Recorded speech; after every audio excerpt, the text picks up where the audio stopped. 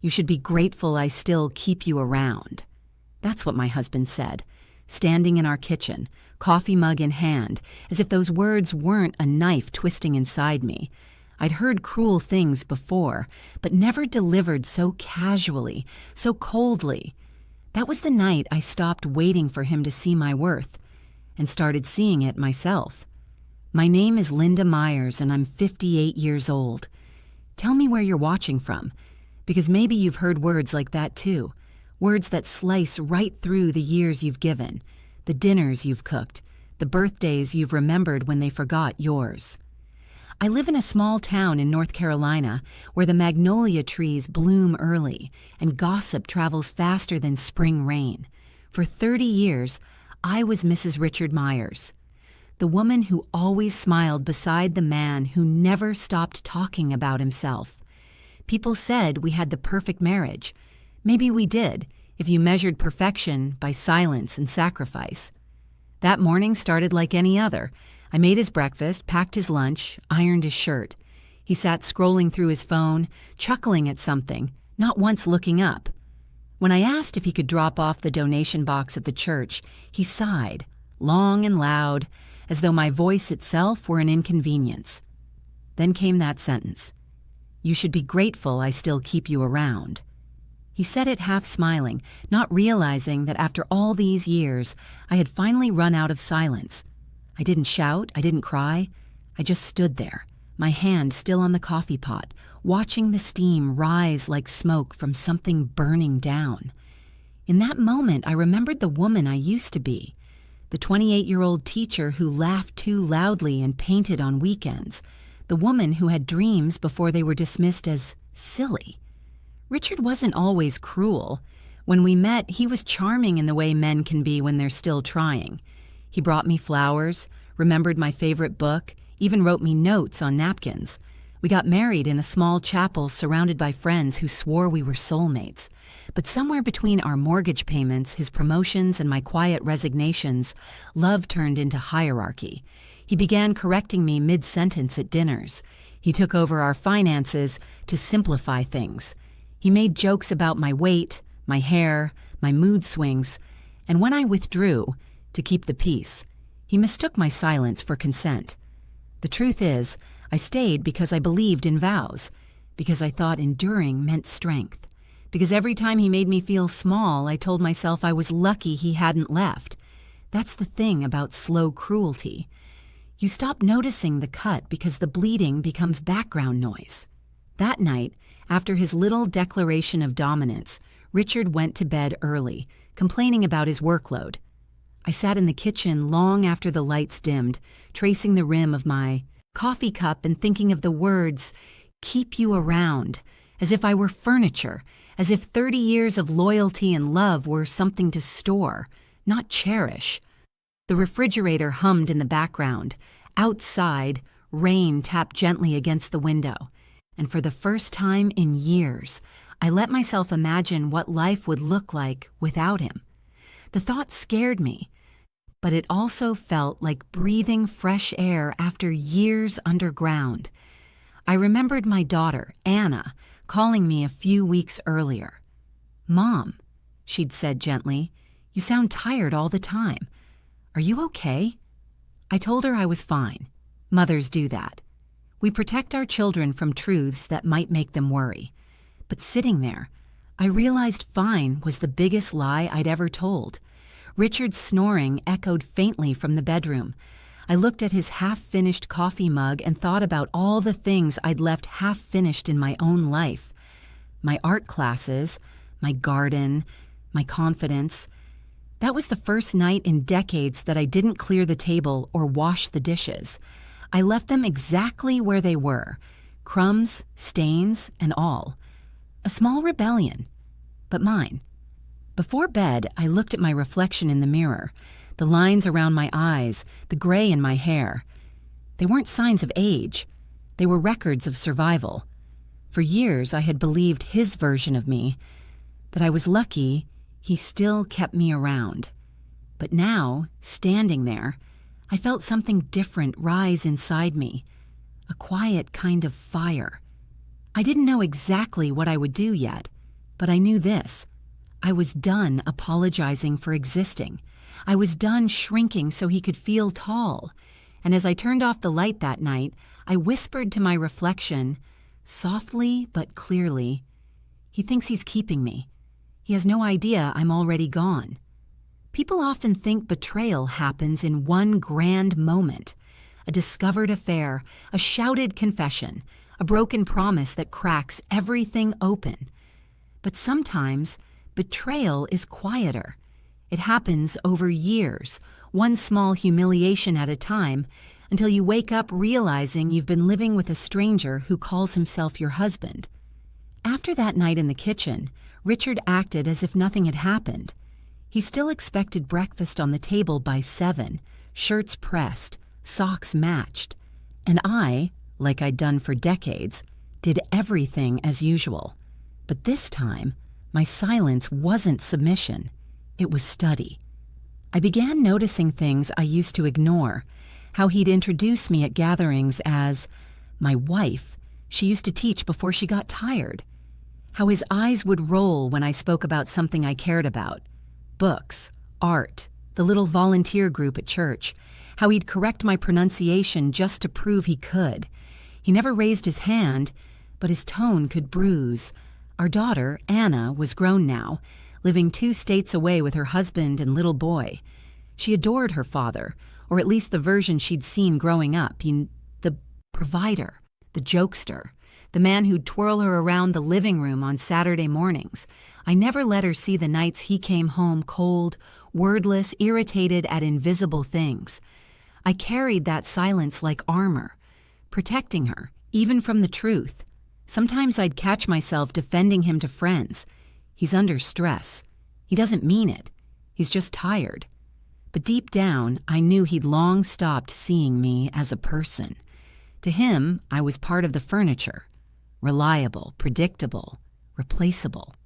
One Saturday evening, we attended a dinner at his colleague's house. It was one of those glossy suburban affairs. Wine glasses sparkling under warm light. Everyone politely pretending their marriages were perfect. I told a small story.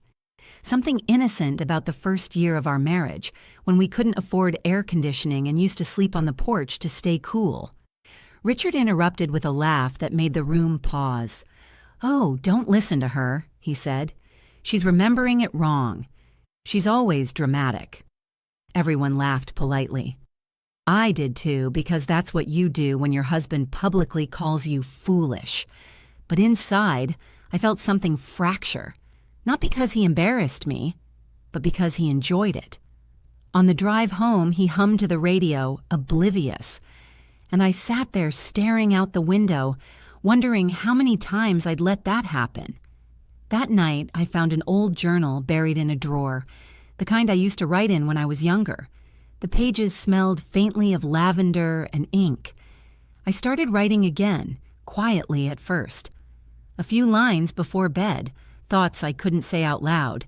What began as whispers turned into confessions. I miss who I was. I want my life back. He doesn't love me. He owns me. The words terrified me, but they also made me feel alive again. It was as if I was remembering myself sentence by sentence. Weeks passed. The house stayed clean, dinners cooked, smiles rehearsed. But my heart wasn't on autopilot anymore. I began noticing small inconsistencies in Richard's stories. Business trips that didn't align with his calendar, late nights at the office followed by evasive explanations. When I'd ask innocent questions, he'd sigh dramatically. "For God's sake, Linda, you're paranoid. You don't understand how work works." And I'd nod, as though his condescension were wisdom. But something in me was changing. One afternoon, while folding laundry, I found a receipt tucked in his pants pocket. A jewelry store, dated 2 months prior. It wasn't my birthday, it wasn't Christmas. He hadn't given me jewelry in years. When I asked about it, he barely looked up from his laptop. Oh, it was a client gift. His voice was flat, dismissive, but his eyes, they flickered just long enough for me to know he was lying.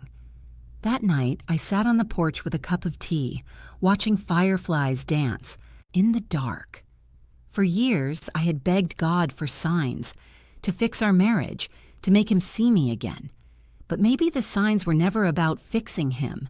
Maybe they were about freeing me. I began imagining my life in fragments, my own bank account, my own address, my own peace. Each thought terrified me, but also thrilled me in quiet ways. A few days later, while dusting his study, I found a locked drawer I'd never noticed before. The key was taped under the desk, hidden like an afterthought. Inside were envelopes neatly stacked, bank statements, letters, documents, some with names I didn't recognize. My hands trembled as I read the first one, and in that moment, the fog of confusion that had clouded my marriage for years began to clear. I didn't know the full truth yet, but I knew this, and whatever he was hiding, it wasn't love. I placed everything back exactly as it was, shut the drawer, and took a deep breath. The old Linda, the one who stayed silent, would have pretended she saw nothing. But that night, I picked up my journal again and wrote a single line across the page. If he thinks I'm blind, he's about to find out how sharp my eyes can be. The drawer haunted me. For 3 nights I couldn't sleep knowing what sat behind that locked handle. The truth, folded neatly in envelopes, waiting. Every creak of the house made me flinch, half afraid Richard might catch me staring too long at his secrets. By the 4th night, I couldn't take it anymore. When he left for work the next morning, I brewed my coffee, closed the curtains, and unlocked the drawer again. This time, I wasn't trembling. I was focused. There were bank statements, accounts I'd never seen before, under his name but tied to a separate P.O. box. One folder was labeled Consulting Expenses. Inside, there were printed statements with regular transfers, $100, $2,500, $3,100, all to a woman named Samantha Lewis. I whispered the name out loud like it might explain itself. Samantha, not a coworker I'd ever heard of, not a family friend. My chest tightened. Every part of me wanted to stop reading, to slam the drawer shut and pretend it was all a misunderstanding. But another part, the part that had been quiet for too long, kept turning the pages. There were emails, too. I didn't read them all, but one subject line was enough to make my vision blur. Weekend plans confirmed, same hotel. My hands shook so badly I nearly dropped the paper. I sat there for a long time, staring at his handwriting, at the receipts from hotels in Asheville, Charleston, and once even Atlanta, all places he claimed to have work trips. The betrayal didn't come like a storm. It came like a slow, icy flood that crept up my spine until I couldn't breathe. I wasn't angry yet, just hollow. 30 years of loyalty, of shared holidays, of late-night talks that turned into one-sided monologues. All of it now felt like background noise to a lie. When I heard his car pull into the driveway that evening, I tucked everything back exactly as I'd found it. Dinner was already in the oven.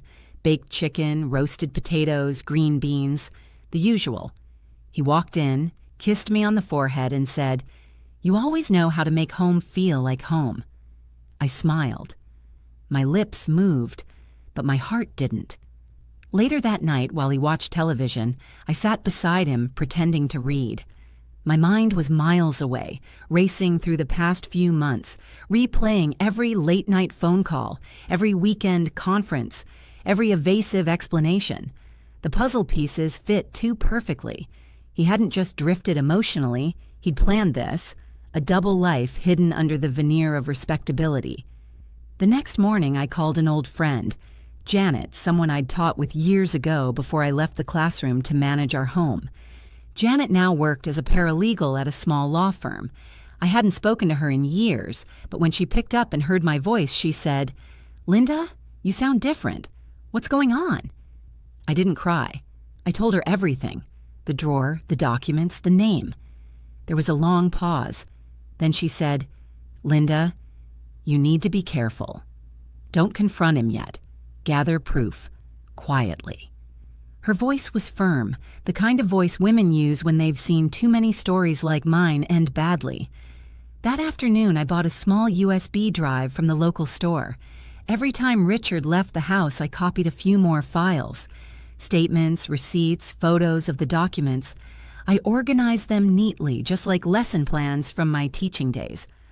One night, while transferring files, I found a life insurance policy, not ours, listing Samantha Lewis as the emergency contact. I felt the blood drain from my face. He hadn't just betrayed me emotionally or physically. He was preparing for a future that didn't include me at all. I remember standing in our hallway mirror, looking at my reflection. I didn't see heartbreak anymore. I saw calculation. I was terrified. But I wasn't helpless. The next day, Richard left for another client meeting in Charleston. When he kissed my cheek, I almost laughed. I could smell her perfume on his collar. Something floral, cheap, not mine. The moment his car turned the corner, I called Janet again. She gave me the name of a local attorney, Miss Peterson, and told me, "Linda, go see her. Don't wait until he files first." That night, I sat at my desk with the evidence spread before me. For 30 years, Richard had taught me to doubt myself, to believe I couldn't survive without him. But now, every document I gathered whispered the same truth. I was the one holding everything together. I always had been. When Richard came home late, I pretended to be asleep. He slipped into bed smelling faintly of wine and someone else's perfume.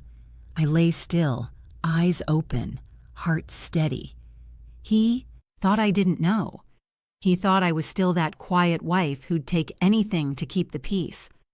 But under the blanket, I clenched my hand around the flash drive hidden in my palm like a secret weapon. If he's building a new life, I thought, then so will I. But mine will start with the truth. The law office sat quietly at the end of Main Street, between an old bakery and a faded antiques shop. It looked harmless. White shutters, brick steps, a small brass plate that read, "Peterson and Cole Attorneys at Law." But to me, walking through that door felt like crossing into another world, one where I wasn't Richard Myers' wife anymore, but Linda Myers, individual. The receptionist smiled kindly. "Do you have an appointment?" "Yes," I said, my voice steadier than I expected, "with Ms. Peterson." A few minutes later, I was sitting across from Amelia Peterson, a woman in her early 50s with intelligent eyes and a calmness that made you feel safe before she even spoke. She listened without interrupting as I told her everything. 30 years of control, the condescension, the drawer, the emails, the money. When I finished, she folded her hands and said softly, "Linda, you've been preparing for this for years. You just didn't know it." I stared at her.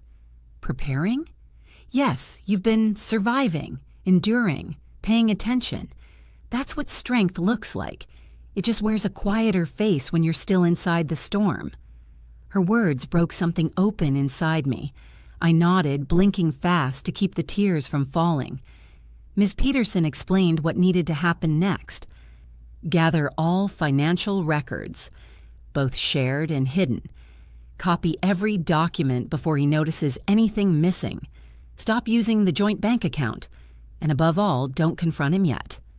"Richard sounds like a man who values control," she said. "If he senses he's losing it, he'll get defensive, maybe even dangerous. You need the element of surprise." I sat there clutching my purse like a lifeline. How do I even start? She smiled. "You've already started. Now let's finish what he began." When I left her office, the air outside felt sharper, cleaner. The magnolia trees that lined the street swayed in the wind, and for the first time in years, I noticed how beautiful the day was. That evening, I waited until Richard fell asleep before pulling out the USB drive again. I organized the files into folders, labeling each one carefully. Bank accounts, travel receipts, life insurance, emails. Each folder felt like a piece of armor being fastened around me. Over the next few weeks, my life became a quiet operation. By day, I played the part, the pleasant wife who asked about his meetings, who smiled at neighbors, who kept the house spotless. By night, I gathered documents, photographed files, and met discreetly with Ms. Peterson and Janet, my friend from the law office. The three of us formed a secret rhythm. quiet women with a shared purpose. Sometimes I'd sit across from Ms. Peterson as she reviewed everything, her pen tapping gently on the desk. "You're in a better position than you think," she said once. "He's been careless. You've been patient." Richard, meanwhile, was too arrogant to notice the shift. He came home later each week, offering vague excuses.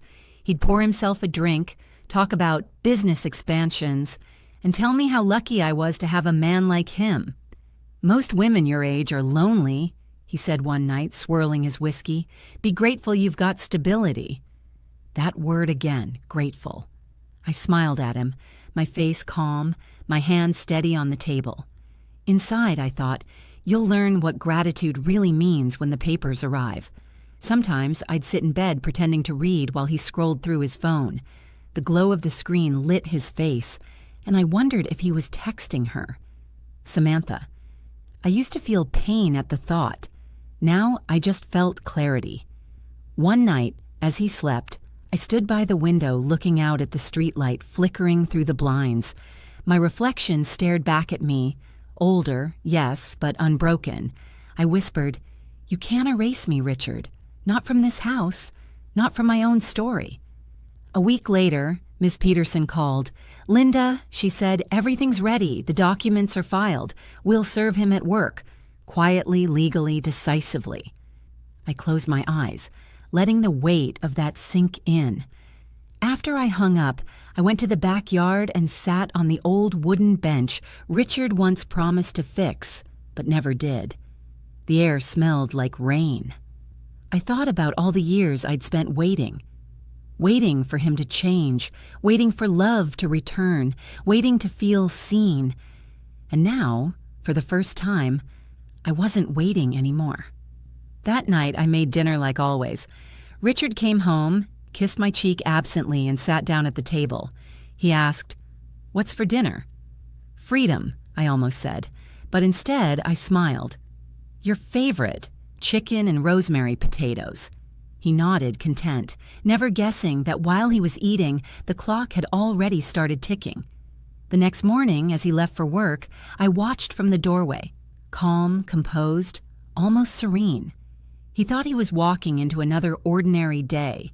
He had no idea that by noon, a man in a gray suit would step into his office and hand him an envelope marked divorce petition.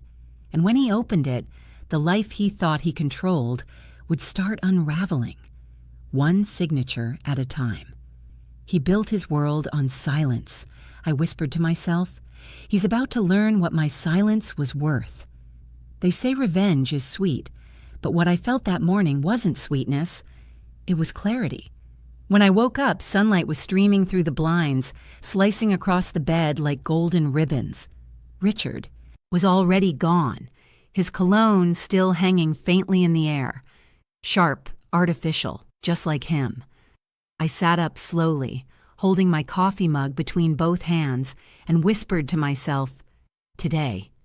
It was the day he'd be served. I didn't go to work. Not that day. I took the day off from the community center where I helped organize adult literacy programs. I told them I wasn't feeling well. That wasn't a lie. My heart was pounding so hard it hurt. At 10:13 a.m., my phone buzzed. It was a text from Ms. Peterson. Delivered. He's been served. I exhaled so sharply I almost laughed. I imagined the scene. Richard sitting at his polished mahogany desk surrounded by colleagues, pretending to be the composed executive. Then a man in a gray suit walks in, quiet, polite, and hands him an envelope. The shock in Richard's face, the stiffness in his shoulders, the quick calculation behind his eyes, realizing he's no longer in control. I poured myself another cup of coffee and smiled. For 30 years, I'd been invisible. That morning, my name, Linda Myers, was printed on every page that would change his life. It took less than 20 minutes for him to call. "Linda!" His voice cracked through the phone, sharp as broken glass. "What the hell did you do?" I took a slow breath. "Good morning, Richard. Don't you good morning me. You had me served at my office in front of my team." His words came out in choked bursts, part rage, part humiliation. I could almost picture him pacing behind his desk, red-faced, veins pulsing at his temple. "I did what I had to do," I said evenly. "You made me look like a fool." "You did that all by yourself, Richard." Silence, just his breath, heavy and uneven. Then, in a lower voice, "You think you can just walk away from 30 years like that? You wouldn't have a roof over your head if it weren't for me." I almost laughed. Funny, because I found the receipts and the leases for the roof over her head, too. His breathing hitched. You went through my things?" "I went through our life," I replied. "Turns out it wasn't ours at all." He hung up on me. I stood there for a long moment, phone in hand, staring out the kitchen window at the magnolia tree outside. A gentle breeze rattled the leaves. Somewhere deep in my chest, I felt something ease, a knot loosening after years of being wound too tight. Around noon, my daughter Anna called. She'd already heard the news. Apparently, Richard had tried calling her first, spinning the story that I'd lost my mind. "Mom," she said softly, "what's going on?" I told her everything, every lie, every hidden account, every night I'd spent quietly collecting proof. There was a long pause. Then Anna said something I'll never forget. "I'm proud of you." I blinked back tears. "Proud?" "Yes, you finally chose you." That evening, Richard came home, earlier than usual. He slammed the door hard enough to rattle the picture frames. "Do you have any idea what you've done to me?" he shouted. I stayed calm. I'd rehearsed this moment 100 times. "What I've done," I said quietly, "is stop pretending this is love." He sneered. "You won't win. You think some lawyer's gonna save you? Everything's in my name, Linda. Everything." I turned to face him fully for the first time. "Not anymore." He froze. The confidence in his voice faltered. I placed a small folder on the table. Copies of bank statements, the insurance policy, emails, and proof of his financial misconduct. "I didn't want to destroy you," I said, voice steady. "I wanted to be free. But if you try to take what's mine, I'll make sure the court sees every number on those pages." His face drained of color. "You wouldn't dare." "Try me." The silence that followed was heavier than any argument we'd ever had. The man who once told me I should be grateful to be kept around was now standing there, speechless, cornered, afraid. He muttered something under his breath and stormed upstairs, the door slamming hard enough to shake the walls. I didn't follow. I didn't cry. I just walked outside, into the dusk air, and sat on the porch steps. The cicadas were buzzing, the sky bruised purple and gold. For the first time in years, I wasn't anxious about who might walk through that door or what mood they'd be in. I was free, even if the paperwork hadn't caught up yet. As the streetlights flickered on, I whispered to myself, for the first time in years, I slept peacefully. Not beside him, but beside my own courage. The courthouse smelled faintly of coffee and floor polish, that blend of nerves and authority only such places have. As I walked through the glass doors, clutching my folder of documents, I could almost hear my heartbeat echoing off the marble floors. Richard was already there, standing by his attorney, tall, confident, wearing the same smugness he'd worn our entire marriage. When his eyes met mine, he smirked, as if this was some petty argument I'd eventually apologize for. He leaned toward his lawyer and whispered something, then shot me a glance that said, "You'll never win."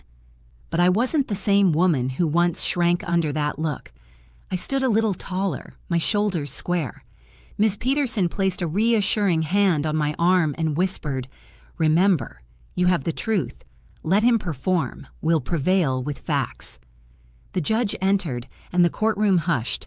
I sat still, my fingers gripping the pen Ms. Peterson had lent me. I didn't need to speak first.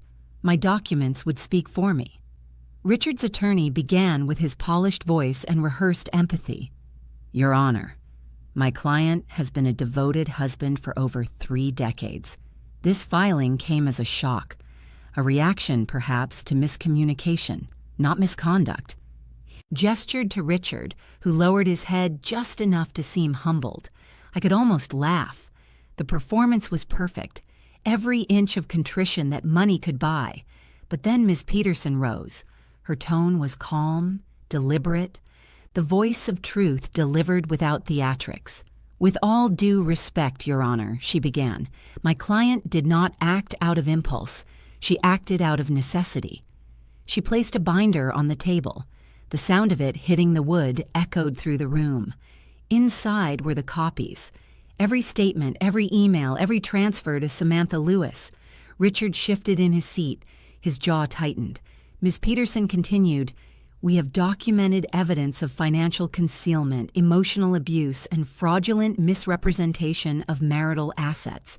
Mrs. Myers remained silent for years, not out of ignorance, but out of endurance.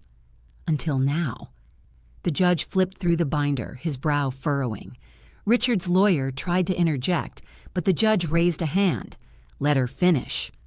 When Ms. Peterson displayed the life insurance policy, the one with Samantha's name as emergency contact, Richard's composure cracked. He turned to his lawyer, whispering frantically. The courtroom watched as the man who had spent decades controlling every conversation, every decision, now struggled to find words. When it was my turn to speak, my voice trembled. Not from fear, but from weight. "Your Honor," I said softly, "I stayed because I believed in my vows. I believed love meant sacrifice. But somewhere along the way, I stopped existing. My life became about keeping him happy, while he built another life without me." I paused, taking a breath. "I'm not here to destroy him. I'm here to reclaim myself." The silence in the courtroom was thick. Even Richard's lawyer looked down at his notes. The judge nodded slowly. "Mrs. Myers, I appreciate your honesty." He looked at Richard. "And Mr. Myers, I find the evidence presented deeply concerning." The proceedings went on for hours. Details, numbers, property discussions. But I barely heard them. I only saw the look on Richard's face as his control slipped away inch by inch, replaced by disbelief. When the judgment was finally read, it was clear. The house, mine. A fair share of his retirement accounts, mine. Restitution for concealed assets, granted. Richard stared at the judge, then at me. "You planned this," he hissed under his breath. I met his gaze, steady. "You taught me how." For a moment I saw something flicker behind his eyes, maybe regret, maybe fury, but it didn't matter anymore. His power over me was gone. Ms. Peterson gathered our papers, smiling softly. "You did beautifully," she whispered. When I stepped outside, the sunlight hit my face, warm and clean. I hadn't realized until that moment how long I'd been living in the shadows of his control. Reporters weren't waiting. No cameras flashed. It wasn't that kind of story. But to me, it felt historic. It was the first day of my real life. Richard walked out a few minutes later, his lawyer beside him. He didn't look at me. He just kept walking toward his car, shoulders hunched, the swagger gone. I watched him drive away and felt nothing. Not hate, not joy, just release. As I stood on those courthouse steps, I whispered the words I'd been waiting decades to say. As I walked out of that courtroom, I didn't feel like a victim anymore. I felt like a woman reborn. It's been 8 months since the divorce. Some mornings I still wake expecting to hear his footsteps, but instead I hear waves. Steady, calm, honest. I live now in a small coastal town near Wilmington, in a cottage with chipped paint and sunlight that spills across the floor. It's quiet here, and for the first time, that silence feels like peace. I fill my days with simple joys, painting by the porch, teaching art classes to other women who've survived their own storms, baking bread that fills the house with warmth. I see my daughter Anna often. She says I look lighter, freer. Maybe I am. I've learned that healing isn't about forgetting. It's about remembering without pain. Some evenings I sit outside with tea, watching the horizon turn gold. I think of all those years I believed endurance was love. Now I know love should never demand silence. I pick up my journal and write the same line I tell my students and everyone who listens to my story. Sometimes you don't need revenge. You just need freedom. And when you finally choose yourself, the world becomes wide again. If you're watching this and you feel trapped or unseen, please know it's never too late. You can still start over. I did.